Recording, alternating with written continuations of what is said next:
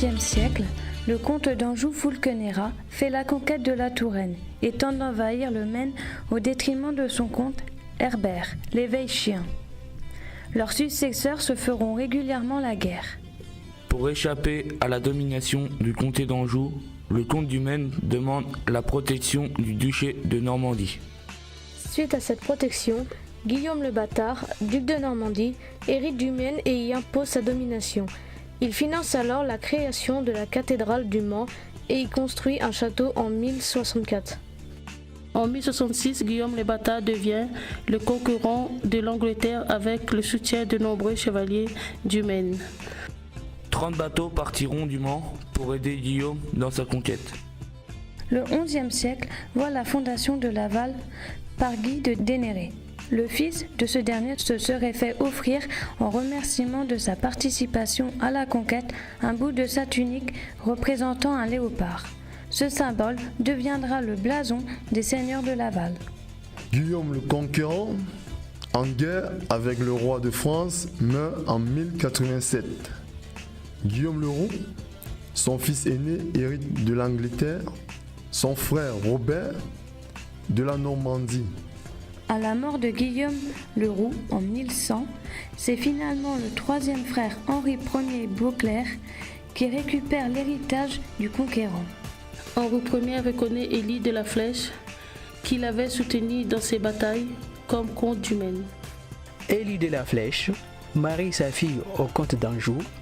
Son petit-fils Geoffroy, dit Plantagenet, réunit pour la première fois le comté d'Anjou et du Maine. Ce dernier épouse au Mans Mathilde, fille d'Henri et héritière de Guillaume le Conquérant. Ce mariage réunit alors l'Anjou et le Maine à la Normandie et leur permet de revendiquer l'Angleterre. C'est le début de la dynastie Plantagenet. Leur fils Henri II, né au Mans en 1133, celui-ci va développer son territoire grâce à de nouveaux mariages. Il épouse Aliénor d'Aquitaine, répudiée par le roi de France, ce qui lui permet d'intégrer cette province à son empire. Il prendra également possession de la Bretagne par le mariage de son fils aîné. L'empire Plantagenet est à son apogée. Il dépasse même les possessions du roi de France dont il est pourtant le vassal pour les territoires continentaux.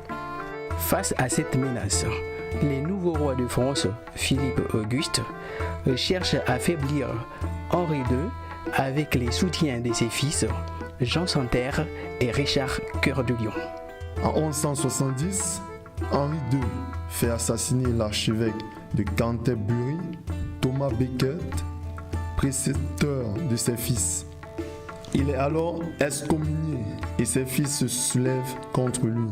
En 1187, Saladin prend la ville de Jérusalem aux croisées. Cet événement motive alors le pape à mobiliser les seigneurs autour de croisades. Le pape Grégoire VIII tente de réconcilier Philippe Auguste et Henri II en leur confiant un objectif commun, délivrer Jérusalem. Ses fils ne lui ont pas pardonné. En juillet 1189, Philippe Auguste assiégeait le Mans avec Richard Cœur de Lion, où son père Henri II est retranché. Ce dernier s'enfuit à Chinon et décède quelques mois plus tard. En 1190, Philippe Auguste et Richard Cœur de Lion partent ensemble pour la troisième croisade, durant laquelle ils se fâchent. Malgré la guerre et les conflits, Richard Cœur de Lion et Saladin se respectent et partagent les valeurs chevaleresques. Au retour de la croisade, Philippe Auguste fait capturer Richard Cœur de Lion. Son frère, Jean Santerre, en profite pour usurper le trône d'Angleterre. C'est la légende de Robin des Bois. Richard Cœur de Lion meurt en 1199. Sa veuve Bérengère devient la comtesse douairière du Maine et se retire au Mans. Elle y construit l'abbaye de l'Épau où elle est enterrée. Jean Santerre usurpe à nouveau la couronne, dont l'héritier légitime était son neveu Arthur de Bretagne, soutenu par Philippe Auguste. Jean Santerre fait enlever Arthur et le fait assassiner à Rouen en 1203. Pour le punir, Philippe Auguste confisque à Jean Santerre toutes les possessions continentales à l'exception de la Guyenne. le royaume de France s'agrandit considérablement. Jean sans terre se retire en Angleterre. Ses successeurs resteront rois d'Angleterre, mais c'est la fin de l'Empire plantagenet.